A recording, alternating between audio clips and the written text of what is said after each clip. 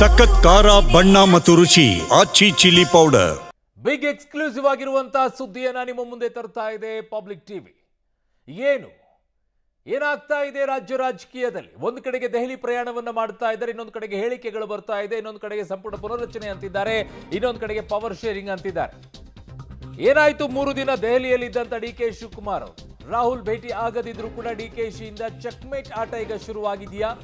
ಇದು ಪಬ್ಲಿಕ್ ಟಿವಿಯ big exclusive ಆಗಿರುವಂತಹ ಸುದ್ದಿ.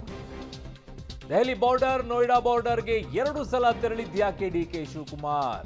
ರಹಸ್ಯವಾಗಿ 2 ದಿನ ಭೇಟಿ, ಅಲ್ಲಿಯೇ ತ್ಯಾಗ ಏನು? ಅಲ್ಲಿಂದ ಖರ್ಗೆ ಭೇಟಿ ಮಾಡಿ ಪವರ್ ಶೇರ್ ಡಿಸೈಡ್ಗೆ ಡಿಕೆ ಶಿವಕುಮಾರ್ ಪಟ್ಟನೆ ಹಿಡಿದಿದ್ದಾರಾ?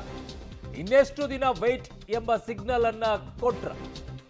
ಆಗ ಡಿಕೆಶಿ ಸಹೋದರಿಗೆ ಸಿಕ್ಕಿದೆ ಡಿಸೆಂಬರ್ ಡಿಸೈಡ್ ನ ಸುಳಿವು.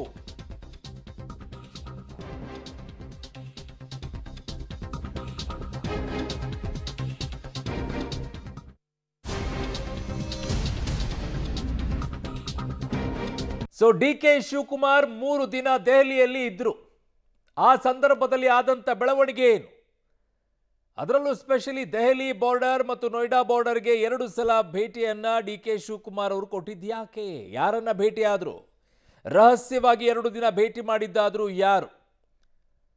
ಅಲ್ಲಿಯೇ ತ್ಯಾಗವನ್ನ ನೆನಪಿಸಿ ಮೆಗಾ ಗೇಮ್ ಪ್ಲಾನ್ ಅನ್ನ ಮಾಡಿದ್ದಾರ? ನಾನು ಆವಾಗಲೂ ಪದೇ ಪದೇ ಹೇಳ್ತಾ ಇರ್ತಾರ ಅವರು, I am not A football player, I am A chess player ಅಂತ ಹೇಳಿ. ಹಾಗಾಗಿ ಅವ್ರಿಗೂ ಗೊತ್ತಿದೆ ಯಾವ ಪಾನನ್ನ ಹೇಗೆ ಯಾವ ರೀತಿಯಾಗಿ ಮೂವ್ ಮಾಡಬೇಕು ಅಂತ ಹೇಳಿ. ನನ್ನ ಸಹೋದ್ಯೋಗಿ ಈಗ ಪೊಲಿಟಿಕಲ್ ಬ್ಯೂರೋ ಹೆಡ್ ಆಗಿರುವಂಥ ರವೀಶ್ ನನ್ನ ಸಂಪರ್ಕಕ್ಕೆ ಸಿಗ್ತಾ ಇದ್ದಾರೆ. ರವೀಶ್, ಬಹಳ ಇಂಟ್ರೆಸ್ಟಿಂಗ್ ಆಗಿದೆ. ಸೊ ಡಿ ಕೆ ಶಿವಕುಮಾರ್ ತಾವೇ ಹೇಳ್ಕೊಳ್ಳೋ ರೀತಿಯಲ್ಲಿ ಅವರು ಫುಟ್ಬಾಲ್ ಪ್ಲೇಯರ್ ಅಲ್ಲ, ಚದುರಂಗದಾಟಗಾರ ಅಂತ ಹೇಳಿ. ಸೊ ಈ ಚದುರಂಗದಾಟದಲ್ಲಿ ಅವರು ಮೂವ್ ಮಾಡ್ತಾ ಇರುವಂಥ ಪಾನ್ ಯಾವ್ದು ಇವಾಗ? ಅರುಣ್, ಖಂಡಿತವಾಗಿಯೂ ಕೂಡ ಇಷ್ಟು ದಿನ ತಾಳ್ಮೆ, ಎಲ್ಲ ಒಂದು ಕಡೆ ಒಂದು ರೀತಿಯಲ್ಲಿ ಪರಿಶ್ರಮಕ್ಕೆ ಪ್ರತಿಫಲ ಸಿಗುತ್ತೆ, ಈ ರೀತಿಯ ಮಾತುಗಳನ್ನೇ ಆಡ್ಕೊಳ್ತಾ ಬರ್ತಾಯಿದ್ರು. ಈಗಲೂ ಕೂಡ ಬಹಿರಂಗವಾಗಿ ಅದೇ ರೀತಿಯ ಮಾತುಗಳನ್ನು ಆಡ್ತಾ ಇದ್ದಾರೆ ಹೊರತು ಆಂತರಿಕವಾಗಿ ಬೇರೆ ರೀತಿಯ ಗೇಮನ್ನು ಪ್ಲೇ ಮಾಡ್ತಾ ಇದ್ದಾರೆ ಅನ್ನೋದು ಕೂಡ ಸ್ಪಷ್ಟ. ಯಾಕೆಂದರೆ 3 ದಿನ ದೆಹಲಿ ಇದ್ದಂಥ ಸಂದರ್ಭದಲ್ಲೂ ಕೂಡ ರಾಹುಲ್ ಗಾಂಧಿಯವರ ಭೇಟಿ ಕೇಳಿದರು. ಈ ಸಂದರ್ಭದಲ್ಲಿ ಆ ಭೇಟಿ ಸಾಧ್ಯ ಆಗಲಿಲ್ಲ ಅನ್ನೋ ಮಾತುಗಳು ಕೂಡ ಇದೆ. ಏಕೆಂದರೆ ಡಿ ಕೆ ಶಿವಕುಮಾರ್ ಅವರಂಥ ನಾಯಕರನ್ನ ಭೇಟಿಯಾಗೋದು ಅಷ್ಟೊಂದು ಕಷ್ಟ ಏನಲ್ಲ. ಅಂದರೆ ಈಸಿಯಾಗಿ ರಾಹುಲ್ ಗಾಂಧಿ ಅವ್ರನ್ನ ಈ ಹಿಂದೆ ಹೇಗೆ ಭೇಟಿಯಾಗಿದ್ದಾರೆ ಅನ್ನೋದು ಕೂಡ ಗೊತ್ತಿದೆ. ಹಾಗಾಗಿ ಬಿಹಾರ ಚುನಾವಣೆಯ ಫಲಿತಾಂಶದ ಎಫೆಕ್ಟೋ ಅಥವಾ ಬೇರೇನೋ ಗೊತ್ತಿಲ್ಲ, ಹಾಗಾಗಿ ಭೇಟಿ ಸಾಧ್ಯ ಆಗಲಿಲ್ಲ. ಆದರೆ ಡಿ ಕೆ ಶಿವಕುಮಾರ್ ಅವರು ಯಾವತ್ತೂ ಕೂಡ ಒಂದು ಆಪ್ಷನನ್ನು ಮುಂದೆ ಇಟ್ಕೊಂಡು ರಾಜಕಾರಣ ಮಾಡುವಂಥ ವ್ಯಕ್ತಿ ಅಲ್ಲ. ಹಾಗಾಗಿ ಸಹಜವಾಗಿಯೇ ಬೇರೆ ಬೇರೆ ರೀತಿಯ ಆಪ್ಷನ್ಗಳ ಮೂಲಕ ಯಾವ ರೀತಿ ವಿರೋಧಿಗಳನ್ನು ಟ್ಯಾಕಲ್ ಮಾಡಬೇಕು ಅನ್ನೋದು ಕೂಡ ಡಿ ಕೆ ಶಿವಕುಮಾರ್ ಅವರು ಗೊತ್ತಿದೆ. ಹಾಗಾಗಿ ಆ 3 ದಿನದ ಸಂದರ್ಭದಲ್ಲಿ ಎಲ್ಲೋ ಒಂದು ಕಡೆ 2 ಬಾರಿ ಆ ಒಂದು ದೆಹಲಿ ನೋಯ್ಡಾದಲ್ಲಿರ್ತಕ್ಕಂಥ ಒಬ್ಬ ಪ್ರಭಾವಿ ನಾಯಕರು, ಅಂದರೆ ಸೋನಿಯಾ ರಾಹುಲ್ ನಂತರ ಪ್ರಭಾವಿ ಇರ್ತಕ್ಕಂಥ ನಾಯಕರನ್ನೇ ಒಂದು ರೀತಿಯಲ್ಲಿ ಭೇಟಿ ಮಾಡಿ ಈ ಒಂದು ಪವರ್ ಶೇರ್ ವಿಚಾರವಾಗಿ ಮಹತ್ವದ ಮಾತುಕತೆ ನಡೆಸಿದ್ದಾರೆ ಅಂತ ಕೂಡ ಹೇಳಲಾಗ್ತದೆ. ಅದಾದ ಬಳಿಕ ಡಿ ಕೆ ಶಿವಕುಮಾರ್ ಮತ್ತು ಅವರ ಸಹೋದರರು ಮಲ್ಲಿಕಾರ್ಜುನ್ ಖರ್ಗೆ ಅವ್ರನ್ನ ಭೇಟಿಯಾಗಿದ್ದು ಎಲ್ರಿಗೂ ಕೂಡ ಗೊತ್ತಿದೆ. ಈ ಪವರ್ ಶೇರ್ ವಿಚಾರದಲ್ಲಿ ಮತ್ತು ಇದನ್ನು ಕ್ಲಾರಿಟಿಯನ್ನು ಕೊಡುವಂಥ ವಿಚಾರದಲ್ಲಿ ಯಾವುದೇ ಕಾರಣಕ್ಕೂ ಕೂಡ ಡಿಲೇ ಮಾಡಬಾರ್ದು ಅಂತ ಡಿ ಕೆ ಸಹೋದರರು ಖರ್ಗೆ ಅವರ ಮುಂದೆ ಮನವಿ ಮಾಡ್ಕೊಂಡಿರ್ತಕ್ಕಂಥದ್ದು, ಪಟ್ಟನ್ನು ಇಟ್ಟಿರ್ತಕ್ಕಂಥದ್ದು. ಹಾಗಾಗಿ ಚಳಿಗಾಲದ ಅಧಿವೇಶನ ಆರಂಭವಾಗುವಂಥ ಸಂದರ್ಭದಲ್ಲಿ ಆ ಒಂದು ಸಂಸತ್ತಿನ ಅಧಿವೇಶನದಲ್ಲೇ ಇದೆಲ್ಲವೂ ಕೂಡ ಡಿಸೈಡ್ ಆಗಬೇಕು. ಅಂದರೆ ಪವರ್ ಶೇರ್ ಇರುತ್ತೋ ಇಲ್ವೋ, ಜೊತೆಗೆ ಪವರ್ ಶೇರ್ ಆಗೋದಾದರೆ ಯಾವಾಗ, ಸಚಿವ ಸಂಪುಟ ಪುನರ್ರಚನೆ ಇರುತ್ತೋ ಇಲ್ವೋ, ಈ ರೀತಿಯ ವಿಚಾರಗಳಿಗೆ ನೀವು ಡಿಸೆಂಬರ್ ಒಂದು ಪಾರ್ಲಿಮೆಂಟ್ ಸೆಷನ್ ಒಳಗಡೆ ಕ್ಲಾರಿಟಿ ಕೊಡಬೇಕು ಅಂತಲೂ ಕೂಡ ಪಟ್ಟನ್ನು ಹಿಡಿದು ಮನವಿ ಮಾಡ್ಕೊಂಡಿದ್ದಾರೆ ಅಂತ ಹೇಳಲಾಗ್ತಾ ಇದೆ. ಹಾಗಾಗಿ ಇದನ್ನು ಕಾಂಗ್ರೆಸ್ನ ಹೈಕಮಾಂಡ್ ಮುಂದೆಯೂ ಕೂಡ ನಾನು ಕನ್ವೆ ಮಾಡ್ತೀನಿ ಅಂತಲೂ ಕೂಡ ಖರ್ಗೆ ಅವರು ಹೇಳಿರ್ತಕ್ಕಂಥದ್ದು. ಹಾಗಾಗಿ ಡಿ ಕೆ ಶಿವಕುಮಾರ್ ಅವರ ಈ ಒಂದು ಪಾನ್ ಮೂವಿಂಗ್ ಏನಿದೆ, ಇದು ಬೇರೆ ಬೇರೆ ರೀತಿಯಲ್ಲೂ ಕೂಡ ಒಂದು ರೀತಿಯಲ್ಲಿ ದಿಕ್ಕನ್ನು ಪಡೆದುಕೊಳ್ಳುವಂಥ ಚಾನ್ಸಸ್ ಜಾಸ್ತಿ ಇರುತ್ತೆ.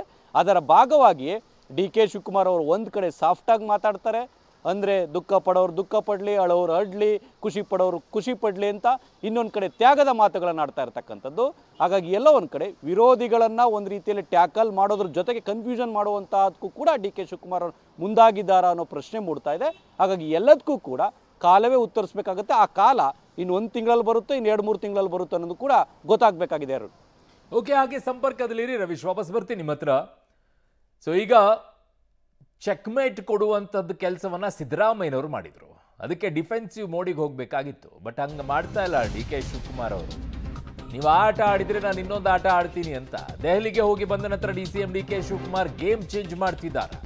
ಮೊನ್ನೆಯಷ್ಟೇ ನಾನೇಕ್ರೆ ಅಧ್ಯಕ್ಷ ಸ್ಥಾನ ತ್ಯಜಿಸಲಿ, ಬ್ಲ್ಯಾಕ್ ಮೇಲ್ ಮಾಡಲ್ಲ ಅಂದಿದ್ರು. ಆದ್ರೀಗ ನಾನು ಪರ್ಮನೆಂಟ್ ಆಗಿ ಇರಲು ಆಗಲ್ಲ ಅಂತ ಡಿ ಕೆ ಶಿವಕುಮಾರ್ ಅವರು ರಿವರ್ಸ್ ಹೊಡಿತಾ ಇದ್ದಾರೆ. ಹೈಕಮಾಂಡ್ ಹೆಗಲಿಗೆ ಹಾಕಿ ಎಲ್ಲದಕ್ಕೂ ಅವರೇ ಉತ್ತರ ಕೊಡ್ಲಿ ಅನ್ನೋ ಸಂದೇಶವನ್ನ ಕಳುಹಿಸಿದ್ರ ಡಿ ಕೆ ಶಿವಕುಮಾರ್ ಅವರು ಗೇಮ್ ಚೇಂಜ್ ಮಾಡ್ತಾ ಇದ್ದಾರೆ. ಅದೇ ಹೇಳದು, ಎದುರಾಳಿಗಳು ಯಾವ ಆಟವನ್ನ ಆಡ್ತಾರೆ ಅದಕ್ಕೆ ತಕ್ಕಂತೆ ಆಟವನ್ನ ಆಡುವಂತ ಆಟಗಾರ ಡಿ ಕೆ ಶಿವಕುಮಾರ್ ಅವರು. ಸೊ ಹಾಗಾಗಿ ಬೌಲರ್ ಹೇಗೆ ಬಾಲ್ ಹಾಕ್ತಾನೆ ಅದಕ್ಕೆ ತಕ್ಕಂತೆ ಶಾಟ್ಸ್ಗಳನ್ನು ಹೊಡೆಯುವಂಥ ಬ್ಯಾಟ್ಸ್ಮನ್ ಕೂಡ ಬೇಕಾಗುತ್ತೆ. ಇಲ್ಲದೇ ಇದ್ರೆ ವಿಕೆಟ್ ಕೊಟ್ಟು ಹೋಗಬೇಕಾಗತ್ತೆ. ಕೆಲವು ಸಂದರ್ಭದಲ್ಲಿ ಕೆಲವು ಪಿಚ್ಗಳು ಬೇರೆ ಬೇರೆ ರೀತಿಯಲ್ಲಿ ಆಟ ಆಡುತ್ತವೆ. ಸ್ಪಿನ್ನರ್ಗೆ ಸಪೋರ್ಟ್ ಮಾಡುತ್ತೆ, ಫಾಸ್ಟ್ ಬೌಲರಿಗೆ ಸಪೋರ್ಟ್ ಮಾಡುತ್ತೆ, ಕೆಲವು ಪಿಚ್ಗಳು ಬ್ಯಾಟ್ಸ್ಮನ್ಗೆ ಸಪೋರ್ಟ್ ಮಾಡುತ್ತೆ. ಹಾಗಾಗಿ ಪಿಚ್ಚನ್ನು ತಾವೇ ರೆಡಿ ಮಾಡ್ಕೊಳ್ಳುವಂಥ ಹಂತಕ್ಕೆ ಹೋಗಿದ್ದಾರೆ. ಬೌಲರ್ ಯಾರಾದರೂ ಆಗಲಿ, ನೀವು ಹೇಗಾದರೂ ಬೌಲಿಂಗ್ ಮಾಡಿ, ನಾನು ಪಿಚ್ಚಿಗೆ ತಕ್ಕಂಗೆ ಆಟ ಆಡ್ತೀನಿ ಅನ್ನುವಂಥ ಲೆಕ್ಕಾಚಾರದಲ್ಲಿ ಡಿ ಕೆ ಶಿವಕುಮಾರ್ ಅವರು ಇದ್ದಂಗಿದ್ದಾರೆ.